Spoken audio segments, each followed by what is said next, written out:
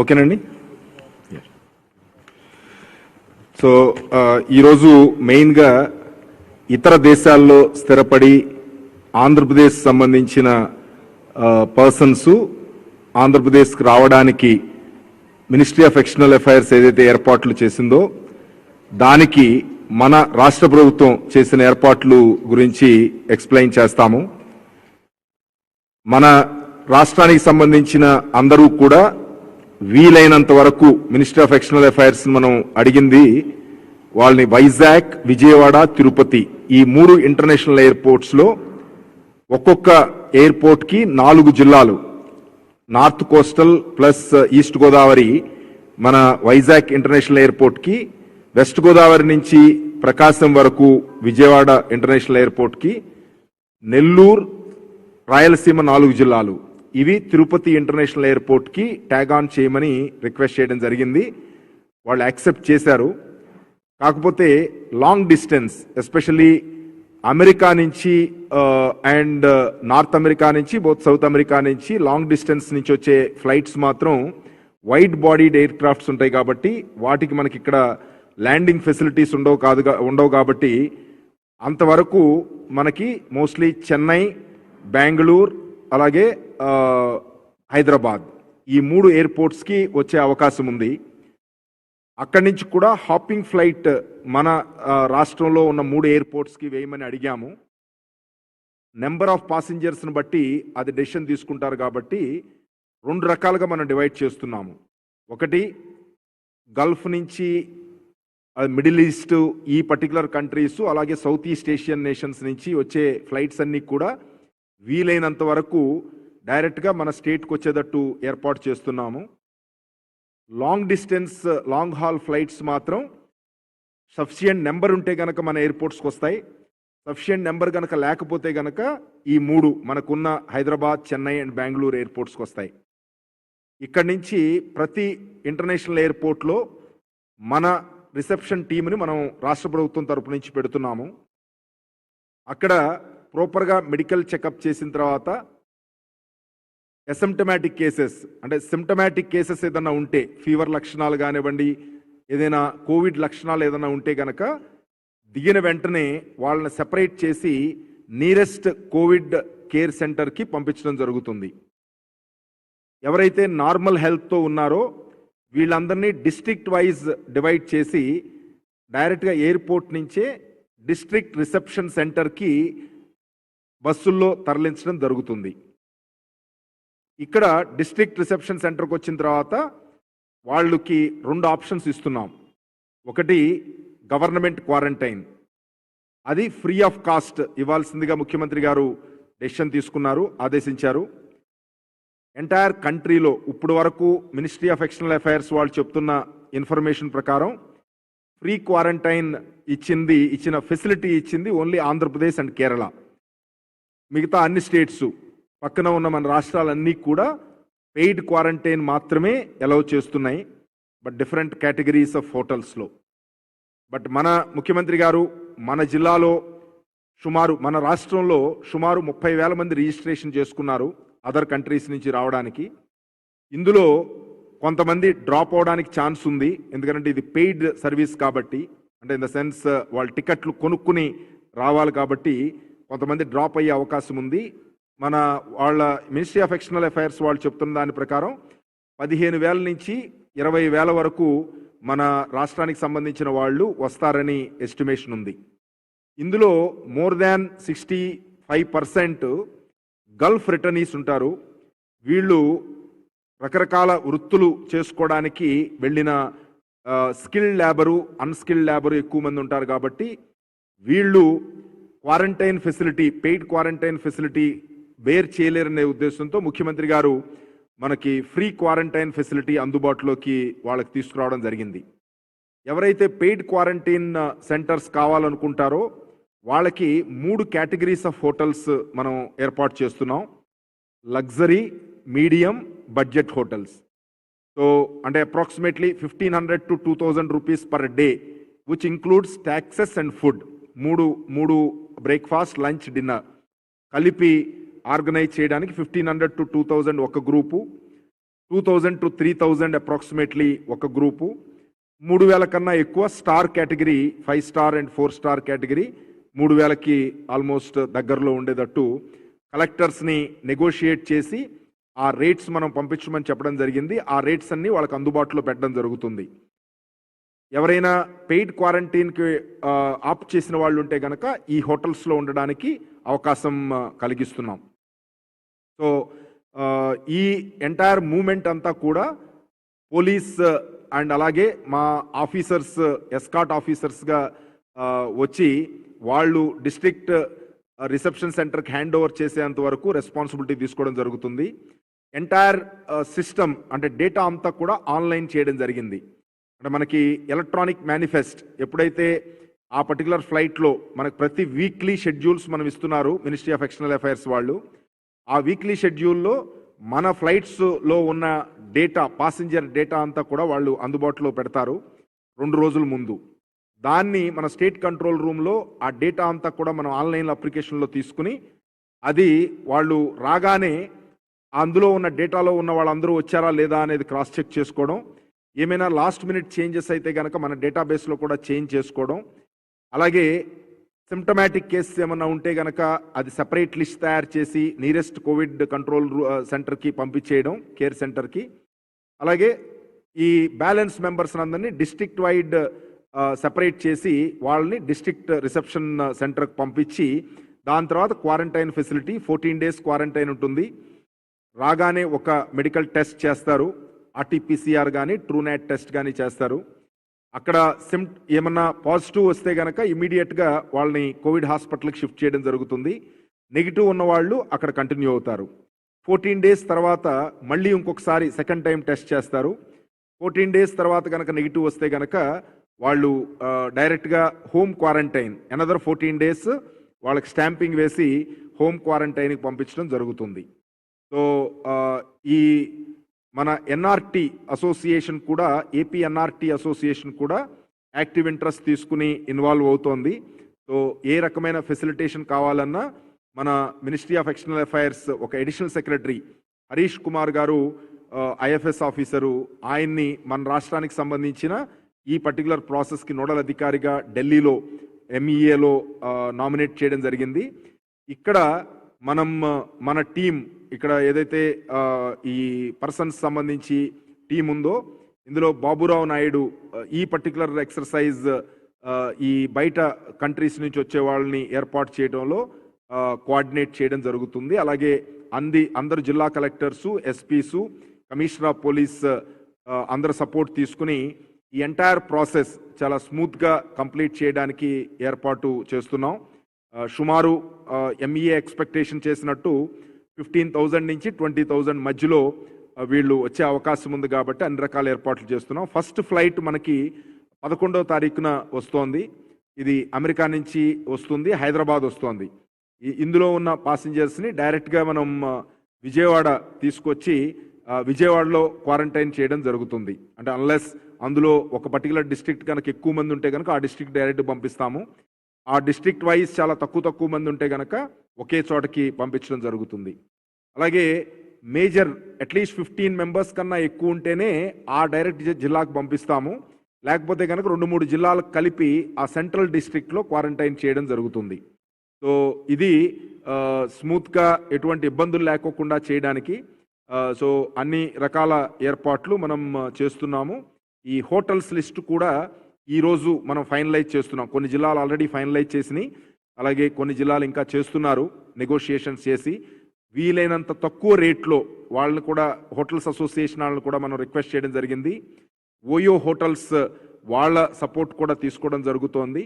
So వీలైనంత తక్కువ ఖర్చుతో ఈ క్వారంటైన్ పీరియడ్ కంప్లీట్ చేసి వాళ్ళు వాళ్ళ రెస్పెక్టివ్ ప్లేసెస్కి వెళ్ళడానికి ఏర్పాటు చేయడం జరుగుతోంది. రెండో అంశం ఇంటర్ స్టేట్ ట్రాన్స్ఫర్సు. ఇప్పుడు యాజ్ ఆన్ టుడే మనకి ఆల్మోస్ట్ 11 ట్రైన్స్ మనం ఆల్రెడీ పంపించడం జరిగింది. మన రాష్ట్రం నుంచి ఇతర రాష్ట్రాలకి 11 ట్రైన్స్ మనం పంపించాము. ఈ ట్రైన్స్లో 11,860 మంది మైగ్రెంట్ లేబర్ని ప్రయారిటీ ఇస్తూ మనం ట్రైన్స్ మూవ్ చేస్తున్నాము. 11,860 మంది ఆల్రెడీ వెళ్ళారు. ఇక్కడికి మనకి 2 ట్రైన్లు మనకు వచ్చినాయి. థర్డ్ ట్రైన్ రేపు స్టార్ట్ అవుతోంది తమిళనాడు నుంచి. అలాగే మిగతా ట్రైన్స్ ఇప్పుడు మిగతా స్టేట్స్ తో మనం కోఆర్డినేట్ చేసి తెప్పించే ఏర్పాటు చేస్తున్నాం. అలాగే ఈ 11 వెళ్ళిన ట్రైన్స్తో పాటు ఒక 14 ట్రైన్స్కి ఆల్రెడీ మనం ప్లానింగ్ వాళ్ళకి ఇవ్వడం జరిగింది. ప్రతి స్టేట్ యొక్క కన్సెంట్ మనం తీసుకోవాలి. 2 స్టేట్స్ కన్సెంట్ ఉంటేనే చేయగలం కాబట్టి ఈ రకమైన ఏర్పాటు మనం చేస్తున్నాం. 14 ట్రైన్స్, ఆ 14 ట్రైన్స్లో మెయిన్గా 13 ట్రైన్స్ బయటకు వెళ్ళేది. అలాగే ఒకే ఒక ట్రైన్ మన తమిళనాడు నుంచి రేపు స్టార్ట్ అవుతోంది. ఇది 16,169 మందికి ఏర్పాటు చేయడం జరుగుతోంది. అంటే మన ఆంధ్రప్రదేశ్కి వచ్చే వాళ్ళు కూడా తక్కువ నెంబర్ గ్రూప్స్లో మనకి చెప్తున్నారు. సో వీలైనంత వరకు ఆ పర్టికులర్ స్టేట్లో ఉన్న వాళ్ళని క్లబ్ చేసి ట్రైన్స్ ఏర్పాటు చేయడానికి సంబంధిత రాష్ట్రాలతో మనం ఏర్పాటు చేస్తున్నాం. మన ట్రైన్స్ పర్మిషన్ ఇస్తోంది. కొన్ని రాష్ట్రాలు ఇస్తున్నప్పటికీ కూడా కొన్ని రాష్ట్రాలు ఇంకా పర్మిషన్స్ ఇవ్వట్లేదు. మెయిన్ రాజస్థాన్ ఇంతవరకు పర్మిషన్ ఏ ట్రైన్కి ఇవ్వలేదు. అలాగే వెస్ట్ బెంగాల్ మనకి ఇవ్వలేదు. తర్వాత జార్ఖండ్ ఆల్మోస్ట్ వీక్లీ బేసిస్ మీద ఒకే ట్రైన్కి పర్మిషన్ ఇస్తోంది. ఎందుకంటే వాళ్ళు ఓవరాల్గా 4 ట్రైన్స్ పర్ డే వాళ్ళు ఒక టార్గెట్గా పెట్టుకున్నారు. సో జార్ఖండ్ వాళ్ళు చాలా రాష్ట్రాల్లో ఉన్నారు కాబట్టి ఆ రాష్ట్రాలన్నిటికీ వాళ్ళు ఒక ప్లానింగ్ చేసుకుని మనకు ఆల్మోస్ట్ 4 to 7 డేస్ మధ్యలో ఒకే ఒక ట్రైన్కి పాసిబిలిటీ వస్తోంది. సో మనం ఆల్రెడీ ఒక ట్రైన్ పంపించాము. ఒక ట్రైన్ 12th మనకు డేట్ ఇచ్చారు. Third train almost maybe around 17th ఆ రేంజ్లో ఉండే అవకాశం ఉంది. సో ఇక్కడ ఎవరైతే కొంచెం ఆందోళనలో ఉన్నారో వాళ్ళందరికీ కూడా రిక్వెస్ట్ చేసేది, మీ రాష్ట్ర ప్రభుత్వాలకి ఆల్రెడీ మనం కన్సెంట్ కోసం ఎవరైతే వెళ్తా అన్నారో వాళ్ళందరి డీటెయిల్స్ పంపించడం జరిగింది. ఆ రాష్ట్రానికి సంబంధించిన కన్సెంట్ రాగానే అవి ఇచ్చే ఏర్పాటు చేయడం జరుగుతుంది. తర్వాత ఏ రాష్ట్రము కూడా చేయని విధంగా మన ముఖ్యమంత్రి గారు ఈ ఎంటైర్ మైగ్రెంట్ లేబర్ మన బయట రాష్ట్రాలకు వెళ్ళే వాళ్ళందరికీ కూడా 100% మన స్టేట్ గవర్నమెంట్ కార్స్తో పంపించడానికి ఏర్పాట్లు చేయడం జరిగింది. వాళ్ళు ఎక్కడైతే ఉంటున్నారో అక్కడి నుంచి ఎంబార్కేషన్ పాయింట్ అంటే రైల్వే స్టేషన్, ఎక్కడైతే మనం పాయింట్ టు పాయింట్ రైల్స్ నడుపుతున్నాం శ్రామిక్ ట్రైన్స్, ఆ పాయింట్కి వెళ్ళడం, అలాగే ఆ పాయింట్ నుంచి వాళ్ళకి టికెట్ ఖర్చు మనమే పెట్టుకోవడం, వాళ్ళకి ఫుడ్ ఎక్స్పెండిచర్ కూడా ఐఆర్సిటీసీతో టైఅప్ చేసి ఫుడ్ ఎక్స్పెండిచర్ కూడా మనమే పెట్టుకునే ఏర్పాటు చేశాము. ఇంతవరకు ఏ రాష్ట్రంలో కూడా కాంప్రహెన్సివ్గా ఎండ్ టు ఎండ్ అంటే ఆల్మోస్ట్ వాళ్ళ గమ్యస్థానాలకు చేర్చేంత వరకు కూడా రాష్ట్ర ప్రభుత్వం బేర్ చేయడం అనేది ఇంతవరకు ఏ రాష్ట్రం లేదు. అలాగే దాంతోపాటు ఒక్కొక్క మైగ్రెంట్ లేబర్కి 500 రూపాయలు ఎడిషనల్గా వాళ్ళకి అవుట్ ఆఫ్ పాకెట్ ఎక్స్పెండిచర్గా ఇవ్వడానికి ముఖ్యమంత్రి గారు డెసిషన్ తీసుకున్నారు. సో వాళ్ళు ఫుడ్ మనమే ఖర్చు పెట్టుకుని ఇది ఓన్లీ అవుట్ ఆఫ్ పాకెట్ ఎక్స్పెండిచర్గా వాళ్ళకి ఇచ్చే ఏర్పాటు చేయడం జరుగుతోంది. అలాగే మన స్టేట్కి సంబంధించి ఇతర రాష్ట్రాల్లో కొంతమంది ఉన్నారు, ఎస్పెషల్లీ ఫిషర్మెన్ ఎక్కువ మంది ఉన్నారు, అలాగే construction workers, migrant labour, other reasons వల్ల మైగ్రెంట్ లేబరు, వీళ్ళను కూడా తీసుకురావడానికి ప్రత్యేకమైన ఏర్పాట్లు మనం చేస్తున్నాము. వాళ్ళకు కూడా శ్రామిక్ ట్రైన్స్కి సంబంధించి అయ్యే ఖర్చు గనక ఆ రెస్పెక్టివ్ స్టేట్ గవర్నమెంట్ టేకప్ చేస్తే గనక ఓకే, అది గనక టేకప్ చేయకపోతే గనక రాష్ట్ర ప్రభుత్వం తరపు నుంచి మనమే ఆ ఖర్చు పెట్టుకుందామనేది ముఖ్యమంత్రి గారు ఆదేశాలు ఇచ్చారు. దాంతోపాటు వాళ్ళకి ఇక్కడికి వచ్చిన తర్వాత ఫ్రీ క్వారంటైన్ ఫెసిలిటీస్ మనం ఫ్రీగా ఇచ్చి వాళ్ళకి 14 రోజులు వాళ్ళని ప్రాపర్గా మంచి ఫుడ్ అండ్ షెల్టర్ ఇచ్చి వాళ్ళని ఇంటికి పంపించే ఏర్పాట్లు కూడా చేయడం జరుగుతోంది. సో అలాగే వాళ్ళు వచ్చిన వాళ్ళని వాళ్ళ డిస్ట్రిక్ట్స్ వరకు తీసుకువెళ్ళడానికి కూడా మన ఆర్టీసీ బస్సుల ద్వారా మనం ఏర్పాటు చేయడం జరుగుతోంది. సో దీనికి ఖర్చు అంతా కూడా రాష్ట్ర ప్రభుత్వమే భరిస్తోంది. సో ఇది ఇంటర్ స్టేట్ మూవ్మెంట్ సంబంధించి చాలామందికి ఇంటర్ స్టేట్ మూవ్మెంట్లో మేము అప్లికేషన్స్ పెట్టుకున్నాము, దీనికి ఏమి రెస్పాన్స్ రాలేదు అనేది చాలా కంప్లైంట్స్ ఉన్నాయి. మీ అందరికీ తెలిసిందే, మనం ఒక సిస్టమేటిక్గా మనకున్న క్వారంటైన్ ఫెసిలిటీస్ని దృష్టిలో పెట్టుకుని, మనకున్న నెంబర్ ఆఫ్ రూమ్స్ అవైలబిలిటీని దృష్టిలో పెట్టుకుని మనం ఒక సిస్టమేటిక్గా వెళుతున్నాము. ఇండివిజువల్ పర్సన్స్ గనక లార్జ్ స్కేల్లో మనకు అవసరం ఉన్నా లేకపోయినా ప్రతి వాళ్ళకి ఏదో ఒక అవసరం ఉంటుంది. కానీ అంత ఎమర్జెన్సీ లేకోకుండా ఇప్పుడు గనకిస్తే గనక ఎంటైర్ మనం ఇప్పుడు చేసిన ఎఫెక్ట్ అంతా కూడా ఆల్మోస్ట్ 60 days నుంచి మనం అందరం చేసిన సాక్రిఫైస్ అంతా కూడా వేస్ట్ అయ్యే అవకాశం ఉంది. కాబట్టి ఓన్లీ డిస్ట్రెస్లో ఉన్న మైగ్రెంట్ లేబరు, స్టూడెంట్స్, పిలిగ్రిమ్స్, టూరిస్టులు గ్రూపుల్లో ఉన్న వాళ్ళకి మాత్రమే ప్రయారిటీ ఇచ్చి ఫస్ట్ ఫేజ్లో వాళ్ళని ఇక్కడికి మన రాష్ట్రానికి తీసుకురావడం జరుగుతుంది.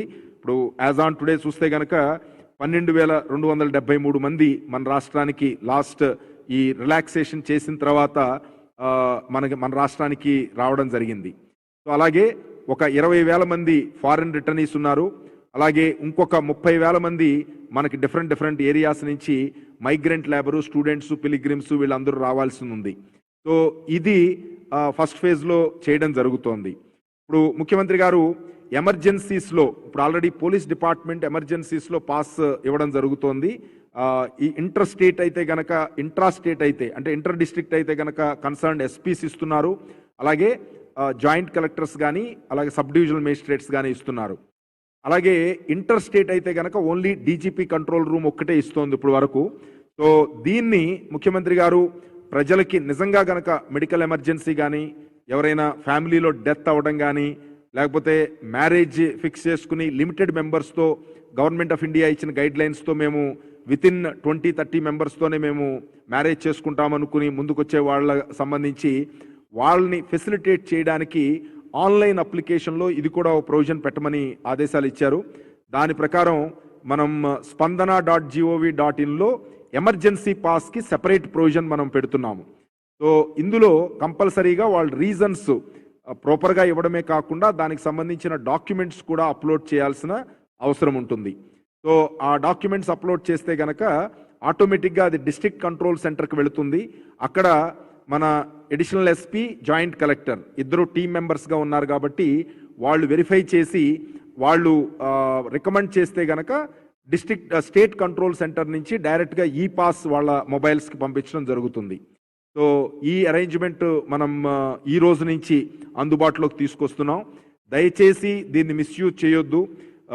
ఓన్లీ మెడికల్ ఎమర్జెన్సీ ఉన్నవాళ్ళు, డెత్ ఇన్ ద ఫ్యామిలీ, అలాగే ప్రెగ్నెంట్ ఉమెన్ ఏదైనా డెలివరీస్ కానీ వాటికి కానీ వెళ్లాల్సిన వాళ్ళు, వాళ్ళని టేక్ కేర్ చేయడానికి వచ్చేవాళ్ళు, వాళ్ళు తప్ప మిగతా వాళ్ళు కనుక ఇది ఉపయోగిస్తే మాత్రం అది డిస్ట్రిక్ట్ కంట్రోల్ సెంటర్ వాళ్ళు వెరిఫై చేసినప్పుడు తప్పని తేలితే మాత్రం క్రిమినల్గా యాక్షన్ తీసుకోవడం జరుగుతుంది. సో ఇది ముఖ్యమంత్రి గారు క్లియర్గా ప్రజల సౌకర్యార్థం కొంచెం ఈజీగా అందుబాటులో ఉండడానికి చేసిన ఏర్పాటని గమనించవలసిందిగా కోరుతున్నాం. దీంతో పాటు మన రాష్ట్రంలో ఇతర జిల్లాల్లో ఉన్న లేబర్ అంటే బేసిక్గా మనకి ఒక్కొక్క జిల్లా నుంచి డిఫరెంట్ జిల్లాలకి వాళ్ళు వచ్చి పనుల కోసం, అగ్రికల్చరల్ పనుల కోసం వచ్చి మనం ఈ లాక్డౌన్లో ఉన్న వాళ్ళు ఉన్నారు. వాళ్ళకి మనకి MHA ఇచ్చిన గైడ్ లైన్స్ దృష్టిలో పెట్టుకుని వాళ్ళకి ముందే పర్మిషన్ ఇచ్చాం. 27వ తారీఖు నుంచి మనం పర్మిషన్ ఇచ్చాం. యాజ్ ఆన్ టుడే 80,669 మందిని మనం ఒక జిల్లా నుంచి ఇంకో జిల్లాకి తరలించడం జరిగింది. వీళ్ళందరినీ కూడా మనం ప్రభుత్వ ఖర్చుతోనే అంటే APSRTC బస్సులతో మనం వీళ్ళందరినీ తరలించడం జరిగింది. సో హయ్యెస్ట్ నెంబరు గుంటూరు నుంచి 42,135 మందిని మనం ఇతర జిల్లాలకి తరలించడం జరిగింది. అలాగే సెకండ్ హైయెస్ట్ చూస్తే గనక కర్నూలు నుంచి 13,143 మందిని మనం తరలించాము. మిగతా జిల్లాల్లో 5,000, 7,000 అలా ఉన్నాయి. సో టోటల్గా 80,669 మందిని 2,748 బస్సులు ఉపయోగించి ట్రిప్స్ ఉపయోగించి వీళ్ళందరినీ కూడా వారి వారి గమ్యస్థానాలకి వాళ్ళ వారి నేటివ్ ప్లేసులకి పంపించడానికి ఏర్పాటు చేయడం జరిగింది. సో అలాగే మనకి రిలీఫ్ సెంటర్స్లో ఆల్మోస్ట్ 22,000 మంది మన గవర్నమెంట్ రిలీఫ్ సెంటర్స్ కానీ, తర్వాత ఈ NGO రిలీఫ్ సెంటర్స్ కానీ ఉన్నారు. వాళ్ళందరినీ కూడా ఒక టార్గెట్ పెట్టుకుని ఇంటర్ స్టేటు అలాగే ఇంట్రా స్టేటు, ఇంటర్ డిస్ట్రిక్ట్ అందరినీ కూడా చాలా వరకు తరలించాము. నెక్స్ట్ 3 డేస్లో 100% ఎవరు కూడా రిలీఫ్ సెంటర్స్లో ఉండడానికి లేదు, వాళ్ళని వాళ్ళ స్వస్థలాలకి చేర్చమని ఆదేశాలు ఇవ్వడం జరిగింది. ఇదంతా కూడా గవర్నమెంట్ ఖర్చుతోనే చేయడం జరుగుతుంది. అలాగే ఇంటర్ స్టేట్ వెళ్ళవలసిన వాళ్ళు ఈ ట్రైన్లు ఏదైతే మనం మూవ్ చేస్తున్నామో ఆ ట్రైన్స్తో అటాచ్ చేసి వాళ్ళు ఎంత దూరంలో ఉన్నప్పటికీ కూడా మన ప్రభుత్వ ఖర్చుతోనే వాళ్ళని తీసుకొచ్చి ఆ పర్టికులర్ ట్రైన్లో వాళ్ళని బోర్డ్ చేయించి వాళ్ళని వాళ్ళ స్వరాష్ట్రాలకు పంపించడానికి ఏర్పాటు చేస్తున్నాం. సో ఇవన్నీ కూడా సిస్టమేటిక్గా ఒక ఆర్డర్లీగా మనం చేయడం జరుగుతోంది. బట్ చాలామంది అనుకునేది ఇంకా లిబరల్గా ఉండాలని. లిబరల్గా ఉండొచ్చు, బట్ మనకి ఉన్న సిచ్యువేషన్ బట్టి ఇప్పుడు ఆల్మోస్ట్ ఈ కర్వ్ ప్లాటూ పొజిషన్కి కొంచెం డౌన్వర్డ్ ట్రెండ్కి వచ్చే రేంజ్లో ఉన్నాము. ఈ టైంలో కొంత జాగ్రత్తగా మనం చేయగలిగితే బాగుంటుందని. అందుకని ఎవరైనా బయట స్టేట్ నుంచి కానీ కంట్రీ నుంచి కానీ వచ్చినప్పుడు 14 days క్వారంటైన్ అనేది కంపల్సరీ. సో ఎవరికైనా సరే, సో అది రెడీ అయిన వాళ్ళు మాత్రమే రావాలి. అలాగే మన రాష్ట్రం యొక్క పాస్ తీసుకోకుండా మన రాష్ట్రాన్ని లోపలికి రావడానికి దయచేసి ప్రయత్నం చేయొద్దు.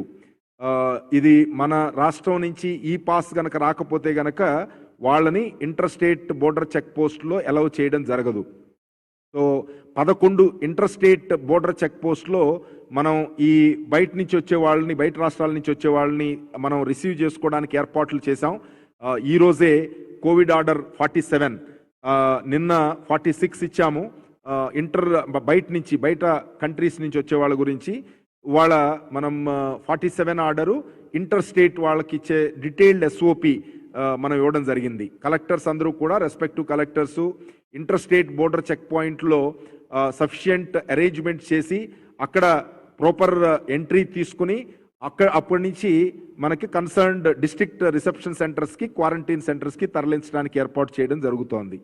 సో దయచేసి అందరూ కూడా అర్థం చేసుకుని రాష్ట్ర ప్రభుత్వంతో సహకరించవలసిందిగా కోరుతున్నాం.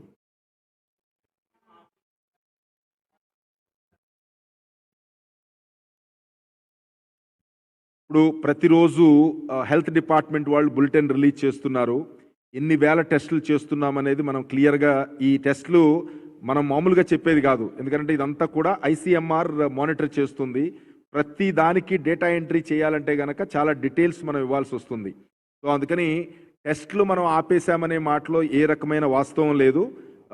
మన హెల్త్ డిపార్ట్మెంట్ చాలా సిస్టమేటిక్గా టెస్టింగ్ ప్రోటోకాల్ని దృష్టిలో పెట్టుకుని, అంటే ఏ టైప్ ఆఫ్ పర్సన్స్కి మనం టెస్ట్ చేయాలని ఇప్పుడు ఇంకా ఉధృతంగా చేస్తాం. ఎందుకంటే ప్రతి ఒక్క వచ్చిన ఇంటర్ స్టేట్ కానివ్వండి, అలాగే బయట కంట్రీస్ నుంచి వచ్చిన వాళ్ళు కానివ్వండి, ప్రతి ఒక్కళ్ళని కూడా RT-PCR ఇండివిజువల్ కానీ సిమ్టమాటిక్ ఉంటే కనుక, అసిమ్టమాటిక్గా ఉంటే వాళ్ళకి ఏమి లక్షణాలు ఏం లేకపోతే కనుక పూల్డ్ RT-PCR, అలాగే ట్రూనాట్ కానీ పూల్డ్ RT-PCR కానీ, అలాగే సిమ్టమ్స్ ఉన్న వాళ్ళకి మాత్రం కంపల్సరీగా ఇండివిజువల్ RT-PCR కండక్ట్ చేయడానికి డీటెయిల్డ్ SOP ఆల్రెడీ రిలీజ్ చేయడం జరిగింది.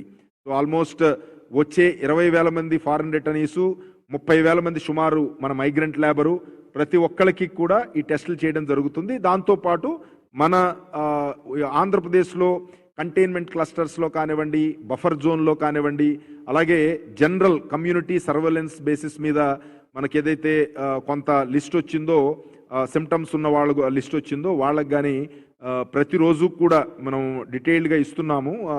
మన జవహర్ రెడ్డి గారు ప్రతిరోజు హెల్త్ బులెటిన్ రిలీజ్ చేస్తున్నారు. దయచేసి ఇలాంటి ప్రచారాలు నమ్మొద్దని రిక్వెస్ట్ చేస్తున్నాం.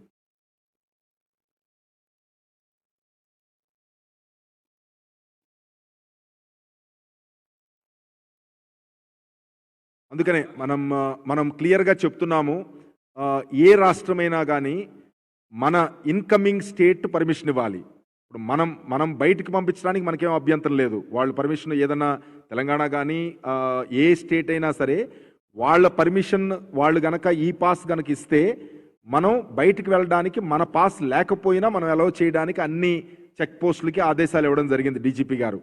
సో రిసీవింగ్ స్టేట్ యొక్క పర్మిషన్ అనేది చాలా ఇంపార్టెంట్. ఎందుకంటే అక్కడ మనకి వచ్చే వాళ్ళని ఎంతమంది వస్తారు ఏంటనేది మనం ఆర్గనైజ్డ్గా తీసుకోవాల్సిన అవసరం ఉంది.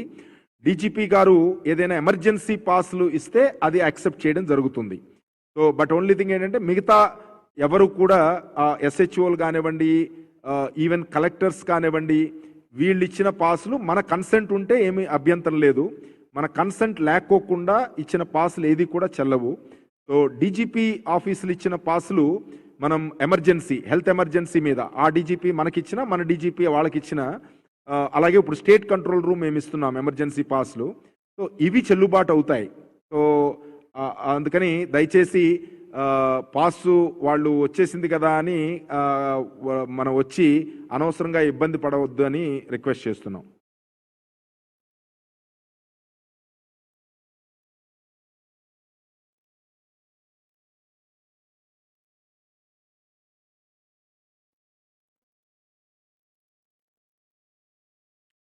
నో సి ఇష్యూ ఏంటంటే మనం బోర్డర్ చెక్ పోస్టులకి చాలా స్పష్టమైన ఆదేశాలు ఇవ్వడం జరిగింది.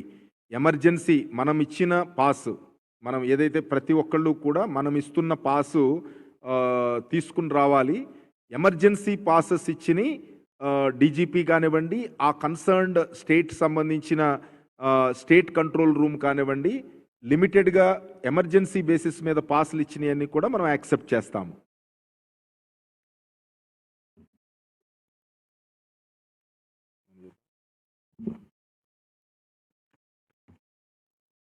ఓకేనండి, థ్యాంక్ యూ.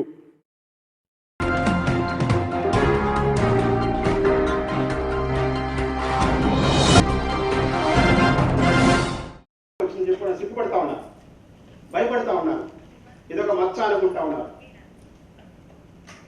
అలాంటి భావాలని ప్రశ్నలో లేకుండా చేయాలి. అలా లేకుండా చేయాలి అంటే మనం నిరంతర పర్యవేక్షణ ఉండాలి. గ్రామాల్లో ఎవరైనా దగ్గు, జ్వరం, జలుబుతో బాధపడతా ఉంటే కనుక కోవిడ్ లక్షణాలు ఎవరైనా అనుమానించి నా గ్రామంలో పలానా వ్యక్తి ఇలా బాధపడుతూ ఉన్నాడు అని డాక్టర్ కనుక చెప్పగలిగినట్లయితే, లేదా ఏదైనా చెప్పగలిగినట్లయితే ఎమ్మటే డాక్టర్ గారు వచ్చి వాళ్ళని పరీక్ష చేసి వాళ్ళకి కోవిడ్ లక్షణాలు అయితే కనుక ఇమీడియట్గా వాళ్ళని హాస్పిటల్ కానీ క్వారంటైన్ కానీ తరలించడం జరుగుతూ ఉంది. అలా తరలించగలిగినప్పుడు మనం దాన్ని ఇంకా పెరగకుండా ఆపచ్చు. ఒకవేళ మనం అలాంటి వ్యక్తిని గమనించి కూడా మనం ఊరుకుంటే ఆ వ్యక్తి ఇంకో 10 మందితో కలిసి ఆ 10 మందికి ఆ వైరస్ని వ్యాప్తి చేసే అవకాశం ఉంటుంది. ఒకవేళ అతనికి వైరస్ ఉందనే అనుమానంతో మనం వాళ్ళని ఇన్ఫార్మ్ చేసినట్లయితే కనుక వాళ్ళు చెక్ చేసి మామూలు జలుబా లేకపోతే కోవిడ్-19 అని చెప్పి వారు నిర్ణయిస్తారు. ముఖ్యంగా మన వాళ్ళు కూడా చాలామంది అవగాహన లేక ఇది మామూలు జలుబేలే, ఇది మామూలు దగ్గేలే అనుకుని నిర్లక్ష్యం చేస్తుంటారు. నిర్లక్ష్యం చేయకుండా ఇలాంటి లక్షణాలు వచ్చినప్పుడు ఖచ్చితంగా డాక్టర్ని ముందు ఫోన్లో సంప్రదించడం, లేదా ఏఎన్ఎం సంప్రదించడం, లేదా కొంచెం ఆయాసంతో పాటు దగ్గు, జలుబు ఇవన్నీ ఉంటే కనుక గొంతు నొప్పి ఇమీడియట్గా డాక్టర్ని సంప్రదించడం, ఇది చేయాల్సిన అవసరం ఉంది. ఇది మీరు సర్వైలెన్స్ యాక్టివిటీ, నిరంతర పర్యవేక్షించే కార్యక్రమం, గ్రామాల్లో జరిగే కార్యక్రమం. ఎవరికి తెలియదు, ఎవరన్నా మనం గమనించినప్పుడు దాన్ని దగ్గరలో ఉన్న ఏఎన్ఎం కానీ డాక్టర్ కానీ తెలియజేస్తే వాళ్ళు వచ్చి చూస్తారు. అలాగే ఇవాళ ఇంటింటికి సర్వే జరుగుతూ ఉంది. 4th round అయిపోవచ్చింది survey, 5th round కూడా జరగచ్చు. సర్వేలో వాళ్ళు మన ఇంటికి వచ్చినప్పుడు వాలంటీర్లు కానీ, ఏఎన్ఎంలు కానీ, ఆశాలు కానీ మన ఇంటికి వచ్చినప్పుడు మన ఇంట్లో ఉన్న పరిస్థితులు మనం వివరంగా చెప్పాల్సిన అవసరం ఉంది. మీరు ఇంటికి వెళ్ళి వెనక్కి వెళ్ళిన తర్వాత మీ సంఘాల్లో, మీ గ్రామైక సంఘాల్లో చర్చించాల్సిన అవసరం ఉంది. ఇవన్నీ కూడా మీరు జాగ్రత్తలు తీసుకుంటే, ఇవన్నీ కూడా సక్రమంగా జరిగితే ఖచ్చితంగా మనం రాబోయే రోజుల్లో ఈ కరోనా వైరస్ని పారదోలించని చెప్పి నేను అనుకుంటున్నాను. మనం అందరం పాడుకుంటా ఉన్నాం, పేదరికం కసిరినా వినిచీకటి ముసిరినా వేల జనం మేలుకుంటే వేకువ రాకుండా అని. దాన్ని గుర్తు చేసుకుంటే ఒకసారి వేల జనం మేలుకుంటే ఎప్పటికైనా వెలుగు వస్తుంది, కరోనా వైరస్ పారిపోతుందని చెప్పి మీకు అందరికీ తెలియజేసుకుంటూ నాకు అవకాశం ఇచ్చిన మీ అందరికీ కూడా ధన్యవాదాలు తెలియజేస్తున్నాను. మాస్కులు ధరిస్తే అంటే ప్రజలందరూ మాస్కులు ధరిస్తే ఈ వ్యాప్తి చెందడం అనేది 100% తగ్గిపోతుంది. ఎవరో ఒక్కళ్ళు మాస్క్ ధరించకపోయినా ఈ వ్యాప్తి చెందే అవకాశం ఉంది. కాబట్టి మీరందరూ కూడా మీరు మీ గ్రామాలకి, మీ ఇళ్ళకి వెళ్ళిపోయిన తర్వాత కూడా ఈ మాస్కులు ధరించడం మానకండి. మాస్కులు ధరించి ప్రయాణం చేయండి. ఊళ్ళో ఉన్నప్పుడు బయటకు వచ్చినప్పుడు ఖచ్చితంగా మాస్కులు ధరించండి. అలాగే ఇంట్లో ఉన్నప్పుడు కానీ బయట ఉన్నప్పుడు కానీ ఖచ్చితంగా ఈ ఆరోగ్యపు అలవాట్లు పాటించాలి. మాటి మాటికి చేతులు కడుక్కోవడం, ఇలా బయటకు వచ్చినప్పుడు దగ్గర ఒక శానిటైజర్ బాటిల్ పెట్టుకోవడం, శానిటైజర్తో మాటి మాటికి చేతులు శుభ్రం చేసుకుంటూ ఉండడం, అలాగే మిగిలిన ఆరోగ్యపు అలవాట్లు తుమ్మినప్పుడు తగ్గినప్పుడు ఒకవేళ మాస్క్ లేకపోతే మోచెత్తులో తుమ్మడం, దగ్గడం, ఇలాంటి అలవాట్లన్నీ మనం చేయడమే కాదు, మన చుట్టుపక్కల ఉన్న మహిళలకి, మన ఇంట్లో పిల్లలకి, మన వాళ్ళందరికీ కూడా నేర్పించాల్సిన అవసరం ఉంది. ఇలా జాగ్రత్తలు పాటించుకుంటూ పోతే గ్రామాల్లో ఇప్పటివరకు ఎక్కడో 2-3 గ్రామాల్లో తప్ప ఇంకా గ్రామాల్లో వ్యాపించలేదు. ఇది వ్యాపించకూడదని చెప్పి మనం అందరం ఆశించుకున్నాం. మనం అందరం ఇలా చేయాలి అంటే, ఇలా వ్యాప్తి చెందకూడదు అంటే మరి అందరూ కూడా ఆరోగ్య అలవాట్లు పాటించాలి. ఇది మీరందరూ కూడా రెగ్యులర్గా జరిగే మీ యొక్క విలేజ్ ఆర్గనైజేషన్ మీటింగ్స్లోను, మీ ఎస్ఎస్జి మీటింగ్స్లోను కొంత చర్చించుకోవాల్సిన అవసరం ఉంది. అందరూ పాటిస్తున్నారా లేదా, అందరి ఇళ్లలోనూ ఈ ఆరోగ్య అలవాట్లు ఉన్నాయా లేదా, అందరి పిల్లలు, అందరూ కుటుంబ సభ్యులు ఒక చోట చేరి కబుర్లు చెప్పుకోవడం అనేది ఈరోజు మరి అంత మంచి విషయం కాదు. దూరం కొంచెం పాటించాలి. ఇంట్లో కూడా బయటికి వెళ్ళి వచ్చిన వాళ్ళు ఖచ్చితంగా బయటనే స్నాన పానాదులన్నీ ముగించేసి అప్పుడు లోపలికి వెళ్ళాల్సిన అవసరం ఉంది, పరిస్థితి ఉంది. మరి మీరు ఇంటికి వెళ్ళినప్పుడు కూడా ముందు ఇంట్లోకి వెళ్లకుండా ముందు అన్ని పరిశుభ్రమైన కార్యక్రమాలన్నీ చేసుకొని తర్వాత ఇంట్లోకి వెళ్ళాల్సిన అవసరం ఉంది. ఇలాంటి జాగ్రత్తలు పాటిస్తేనే మనం ఈ కరోనా వైరస్ వ్యాప్తిని అరికట్టగలం. ఇప్పుడు ఈ కరోనా వైరస్ వ్యాప్తి కారణంగా, ఈ కరోనా వైరస్లో లాక్డౌన్ కారణంగా, అన్ని మూసివేసిన కారణంగా ఉపాధి అవకాశాలు చాలా దెబ్బతిన్నాయి. మనందరం గ్రామాల్లో ఉండేవాళ్ళం, గ్రామాల్లో ఉపాధి వెతుక్కునేవాళ్ళం, గ్రామాల్లో ఉన్న ఎన్ఆర్ఐఎస్ పనులకు వెళ్ళేవాళ్ళం, గ్రామాల్లో ఉండి వ్యాపారాలు చేసుకొని వ్యవసాయం చేసుకునేవాళ్ళం. వ్యవసాయానికి ఎటువంటి ఇబ్బంది లేకపోయినప్పటికీ మిగిలిన ఉపాధి అవకాశాలకు చాలా ఇబ్బంది ఏర్పడింది. మరి మారుతున్న పరిస్థితుల నేపథ్యంలో ఇది ఎప్పటికీ అంతం అవుతుందో తెలియదు. మరి ఈ సంవత్సరం అంతం అవ్వచ్చు, లేకపోతే నెక్స్ట్ ఇయర్ ఉండొచ్చు, లేదా మళ్ళీ సంవత్సరం వస్తూ ఉండొచ్చు. దీనికి అందరికీ మనం ప్రిపేర్ అయిపోవాల్సిన అవసరం ఉంది. అందులోనూ నాకు కరోనా వైరస్ లేదు అని చెప్పడానికి లేదు. ఎవరు టెస్ట్ చేసి పాజిటివా నెగిటివ్ అని చెప్పేంత వరకు ఎవరికి తెలియదు. అలాగే ఒకసారి నెగిటివ్ వచ్చిన వాళ్ళకి అది ఎల్లప్పటికీ నెగిటివే అనుకోవడానికి కూడా లేదు. ఇవాళ నెగిటివ్ రావచ్చు, రేపు పాజిటివ్ రావచ్చు. కాబట్టి ఎప్పుడూ జాగ్రత్తగా ఉండాల్సిన అవసరం ఉంది. ఎల్లవేళలా అప్రమత్తతో ఉండాల్సిన అవసరం ఉంది. ఇదంతా మీరు గమనించాలని చెప్పి కోరుకుంటా ఉన్నా. మరి ఇలాంటి పరిస్థితుల్లో కూడా మన ప్రభుత్వం వారు మరి సెక్ట్ ద్వారా, మెప్మా ద్వారా ఉపాధి అవకాశాలు కోరుకునే మహిళలకి మంచి ఉపాధి కూడా కల్పించారు. మాస్కులు కుట్టడం ద్వారా ఒక్కొక్క మాస్క్ కుట్టినందుకు కూడా 3,00,000 రూపాయలు ఇస్తూ ఉన్నారు. దాని ద్వారా కొంత ఉపాధి కల్పిస్తూ ఉన్నారు. అలాగే ఈ కరోనా నేపథ్యంలో ఇంకా ఏ ఉపాధి అవకాశాలు మనకి ఎక్కువగా ఉన్నాయనేది కూడా మనం చూసుకోవాలి. ఈ కరోనా పేషెంట్స్ని కానీ, కరోనా అనుమానితుల్ని కానీ మనం కొన్ని క్వారంటైన్ సెంటర్స్ తరలిస్తూ ఉన్నాం. ఇంతకుముందు నేను పీడీ గారికి చెప్పాను. యాక్చువల్గా క్వారంటైన్ సెంటర్స్ అనేవి ఇంకా 2-3 నెలలు, 3-4 నెలలు కొనసాగుతాయేమో లాస్ట్ మంత్ చెప్పాం. ఈ క్వారంటైన్ సెంటర్స్ కొన్ని గ్రామాలకు దగ్గరలో ఏర్పాటు చేస్తున్నారు. ఒక 38 క్వారంటైన్ సెంటర్స్ మనం ఓపెన్ చేసాం. యాక్చువల్గా ఈ సంవత్సరం 38 క్వారంటైన్ సెంటర్స్లో ఒక 3,500 మంది పెట్టాం ఒకప్పుడు. ఇప్పుడు తక్కువ మంది అనుకోండి. ఆ గ్రామాలకు దగ్గరగా ఉండి ఉమెన్ సెల్ఫ్ హెల్ప్ గ్రూప్స్ ఎవరైనా ఎంటర్ప్రైజింగ్గా ఉన్న వాళ్ళు, వాళ్ళకు కావాల్సిన భోజనాలు ఏర్పాటు చేయగలిగితే మంచి ఆదాయ అవకాశం వస్తుందని చెప్పాం. మరి అది వారు ఎక్స్ప్లోర్ చేయలేకపోయారు. తర్వాత మనం వేరే వాళ్ళకి అప్పచెప్పడం జరిగింది. ఇప్పటికైనా కూడా ప్రతి గ్రామంలో ఇవాళ మనకి వేరే స్టేట్స్ నుంచి రాబోతున్నారు కొంతమంది ప్రజలు, ఇతర రాష్ట్రాల్లో ఇరుక్కుపోయిన వాళ్ళు మన గ్రామం వాళ్ళు అయి ఉండొచ్చు. అలాగే వేరే దేశాల్లో నుండి మన రాష్ట్రానికి రాబోతా ఉన్నారు, వాళ్ళు మన గ్రామానికి చెందిన వాళ్ళు అయి ఉండొచ్చు. వాళ్ళు రాగానే మనం 14 రోజుల పాటు మన గ్రామంలోనే ఉన్న హాస్టల్స్లో కానీ, స్కూల్స్లో కానీ, కమ్యూనిటీ హాల్స్లో కానీ క్వారంటైన్స్లో పెడతాం. క్వారంటైన్ అంటే వాళ్ళు 14 రోజుల పాటు సపరేట్గా ఉంచడం అన్నమాట. ఒకవేళ వాళ్ళకి ఏమన్నా వైరస్ ఉందేమో అనే ఉద్దేశంతో. అలాంటి వాటిని కొంతమంది వ్యతిరేకిస్తున్నారు. దాన్ని మనం వ్యతిరేకించాల్సిన అవసరం ఉంది. ఎందుకంటే వాళ్ళందరూ మనుషులే, వాళ్ళు మన ఊరి వాళ్ళే, వాళ్ళు మన శత్రువులేం కాదు. కరోనా వైరస్ మన శత్రువు, అంతేగాని మనుషులు శత్రువులు కాదు. కాబట్టి వాళ్ళని దయతో ఆదరించాల్సిన అవసరం ఉంది, దయతో తప్పును చేర్చుకోవాల్సిన అవసరం ఉంది, వాళ్ళకి ధైర్యం చెప్పాల్సిన అవసరం ఉంది. ఈ కరోనా వైరస్ వల్ల ఎటువంటి హాని జరగదు, మీరు జాగ్రత్తగా ఉంటే లేదా లక్షణాలు బయటపడగానే డాక్టర్ని సంప్రదిస్తే ఎటువంటి హాని జరగదని చెప్పి వాళ్ళకి మనం చెప్పాల్సిన అవసరం ఉంది. మన గ్రామాల్లోనే కొంతమంది మహిళలు మనం చూస్తూ ఉన్నాయి, వాళ్ళ మాకు వద్దు అంటున్నారు. తప్పు, అలా చేయకూడదు.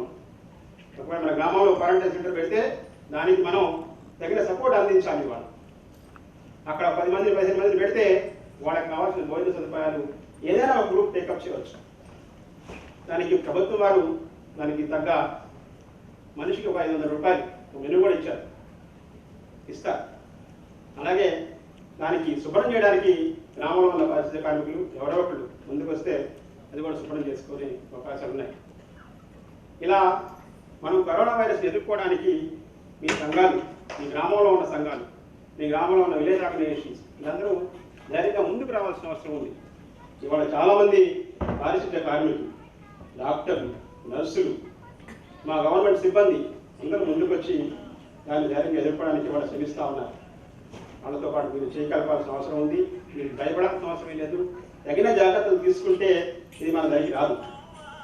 కాబట్టి మనం తీసుకోవాల్సింది తగిన జాగ్రత్తలు మాత్రమే. తగిన జాగ్రత్తలు మనం తీసుకుంటూ ఎదుటి వారికి తెలియజెప్పి వాళ్ళతో పాటించేలా చేయాల్సిన అవసరం ఉంది వాళ్ళు. కాబట్టి మీరందరూ ఈ కరోనా వచ్చినప్పుడు దీనిలో కూడా ఏమన్నా ఎకనామిక్ ఆపర్చునిటీస్ ఉన్నాయా అనేది చూడాల్సిన అవసరం ఉంది. ఇవాళ మాస్కుల తయారీ ఒకటి మంచి ఉపాధి కల్పిస్తూ ఉంది.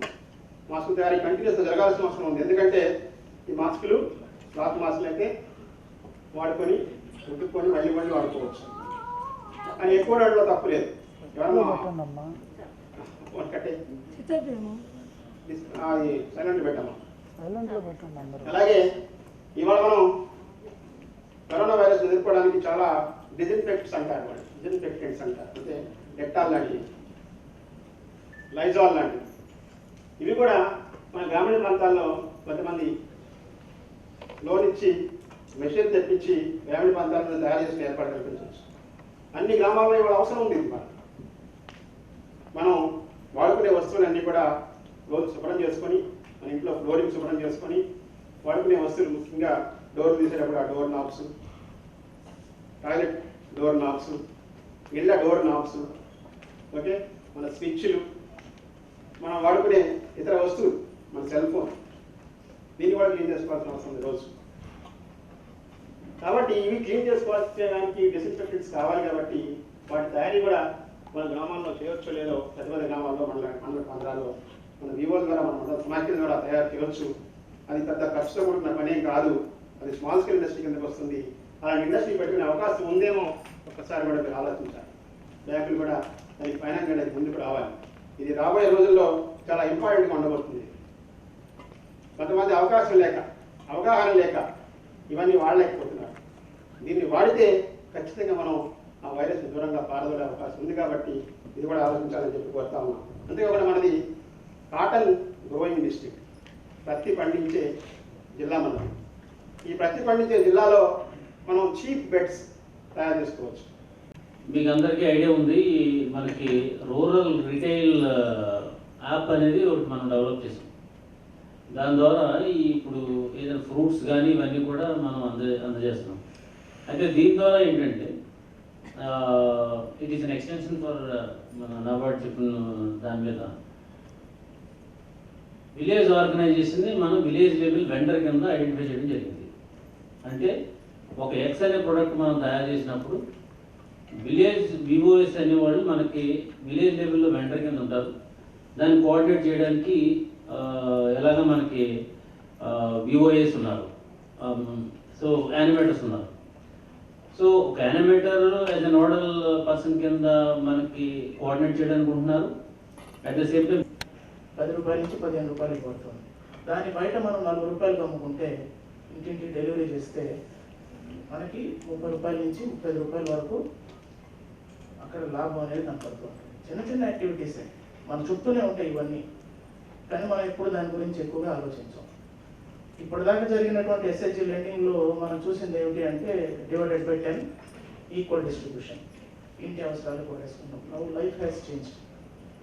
ఇందాక కలెక్టర్ గారు చెప్పినట్టు ఎప్పటి వరకు మనం దీంతో పాటు ఉండాలనేది, కరోనా మనతో పాటు ట్రావెల్ చేస్తుందనేది అన్ప్రెడిక్టబుల్.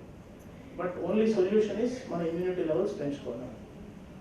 సో ఇట్లాంటి ట్రైనింగ్ యాక్టివిటీస్ మీరు ఇన్కమ్ జనరేటివ్గా ఉండాలి అన్నప్పుడు మిల్లెట్ ప్రాసెసింగ్ ఇది ఒకటి తీసుకోవచ్చు. బనానా ఫైబర్ ఎక్స్ట్రాక్షన్ ఆ ఏరియాలో ఉండేటువంటి గారు, సెర్ప్ సిఇఓ గారు, అసిస్టెంట్ కలెక్టర్ గారు, పీటీటీఆర్టీఏ అండ్ జిల్లా సమాఖ్య అధ్యక్షురాలు వచ్చిన మీరందరికీ ముందుగా నమస్కారం అమ్మా.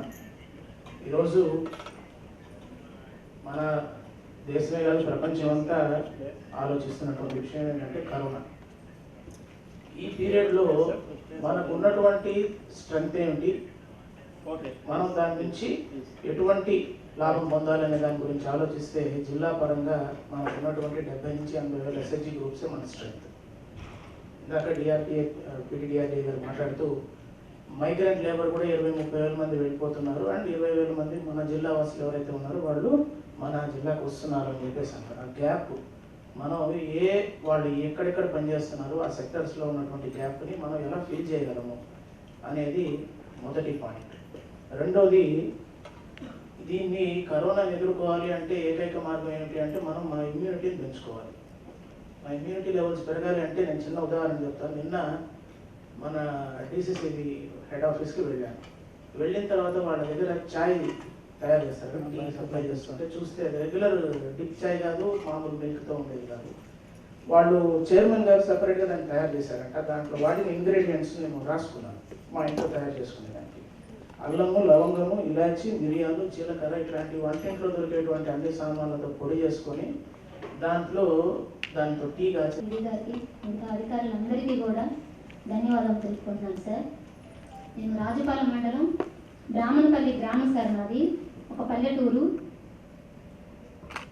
ఇప్పుడు సార్ అన్నారు ఇన్ని లోన్లు వస్తున్నాయి కదా, లక్షలు వస్తున్నాయి, తీసుకుంటున్నారు, దాని మీద ఏమన్నా ఇంప్రూవ్ అయ్యారా లేదా అని అనేసి.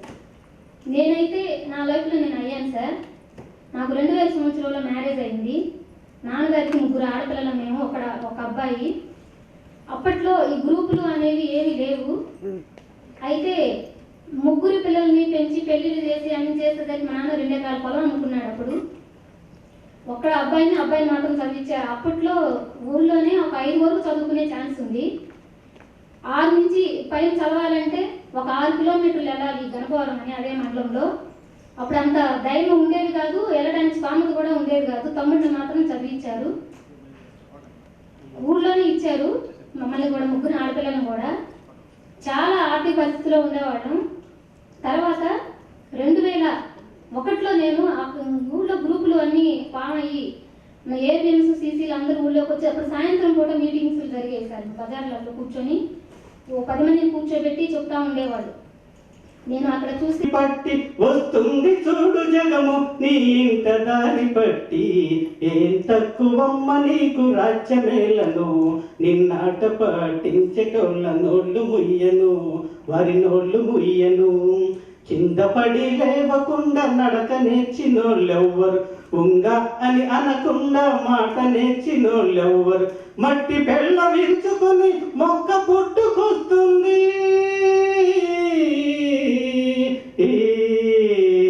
మట్టి పెళ్ళ విరుచుకొని మొక్క పుట్టుకొస్తుంది. సందు దొరికితే చాలు వెలుగు దూసుకొస్తుంది.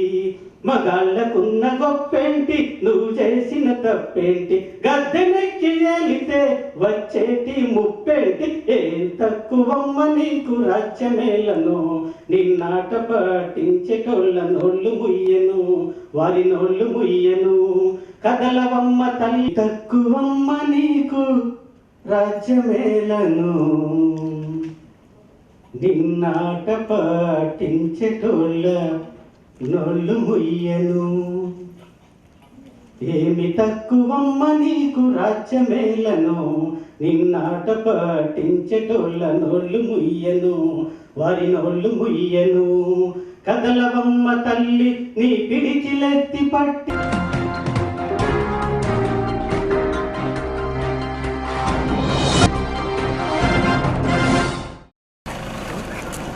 కొత్త తీసుకున్న పని లేదా అన్న?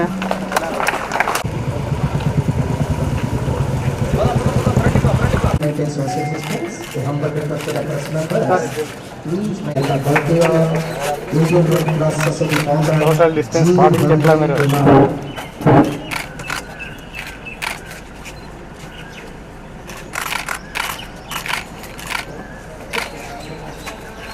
स्वागत पलकंడి प्लीज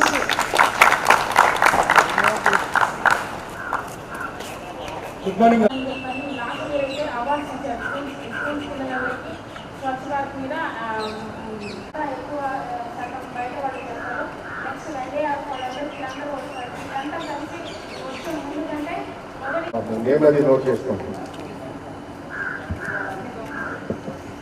చాలా క్యాంప్స్ పెట్టారండి.